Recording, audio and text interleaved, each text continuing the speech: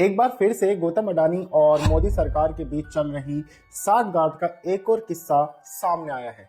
फर्क सिर्फ इतना है कि यह किस्सा हर बार की तरह शायद अखबार के पन्नों में या खबरों के बीच में कहीं दब जाए, लेकिन बार बार आ रही साठगांठ की खबरों को इस तरह नजरअंदाज किया जाना सही नहीं है। सरकार के अंडर में रहने वाली भारतीय जीवन बीमा निगम यानी LIC ने 30,000 करोड़ रुपए इन्वेस्ट किए हैं अडानी पोर्ट्स में।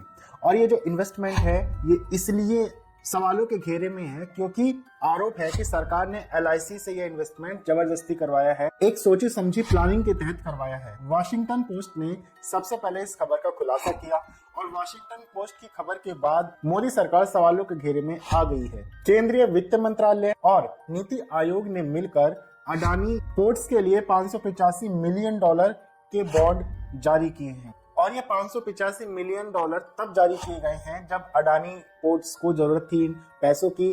दरअसल अडानी पोर्ट्स को $585 मिलियन के कर्ज की जरूरत थी और उसी ही समय LIC की तरफ से ये पैसे बॉन्ड के जरिए जारी किए गए हैं अडानी पोर्ट्स को।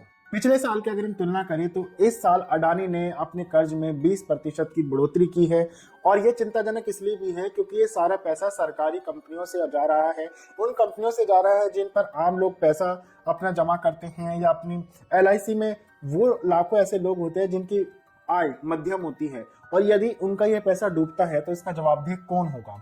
सवाल इतना ही नहीं है कि ये सरकार की तरफ से इन्वेस्टमेंट किया जा रहा है, ये सरकार की तरफ से हेल्प की जा रही है। सवाल यह है कि जो इन्वेस्टमेंट किया जा रहा है, ये जो हेल्प की जा रही है उद्योगपतियों को, इसका अगर नुकसान होता है तो इस नुकसान की भरपाई एक आम आदमी व्यक्ति जिसको कुछ पता नहीं है, वो सिर्फ एक सेविंग के लिए और आगे के भविष्य के लिए अपने पैसे सरकार के किसी बैंक में या किसी संस्थान में निवेश करता है, तो उसके पैसे जोखिम में क्यों हैं? ऐसा नहीं है सिर्फ भारत में आरोप लगे, बल्कि अमेरिका में भी अडानी के ऊपर केस चल रहे हैं, रिश्वतखोरी के, धोखाधड़ी के, और आज भी अडानी पर जांच जारी है।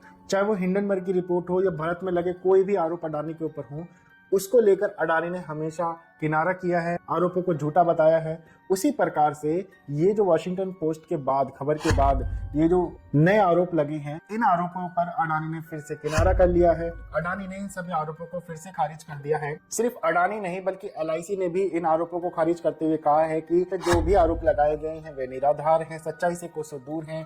वे जो भी निर्णय लेते हैं इन्वेस्टमेंट से संबंधित, उन इन्वेस्टमेंट में काफी ज्यादा सोच विचार होता है और ये भी देखा जाता है कि उसका लॉन्ग टर्म प्रभाव क्या पड़ेगा। ये LIC की सफाई आई है। आपने एक बात ध्यान दी होगी, जब जब अडानी के ऊपर सवाल उठते हैं, खासकर अडानी और सरकार को लेकर सवाल उठते हैं, तो या तो वो मुद्दा दबा दिया जाता है किसी और बड़े मुद्दे के साथ, या फिर ऐसी खबरों पर कुछ लोग देशद्रोही, सरकार की तरफ से देशद्रोही, विदेशी ताकतों का हाथ है, विदेशी फंड मिल रहा है, इन सभी चीजों के सहारे ऐसी खबरों को दबाने की हमेशा से कोशिश की जाती है। RTI एक्टिविस्ट अजय वासुदेव बोस ने एक RTI डाली थी और LIC से सवाल किया था कि LIC ने अडानी से जुड़ी कंपनियों में कितना निवेश किया है।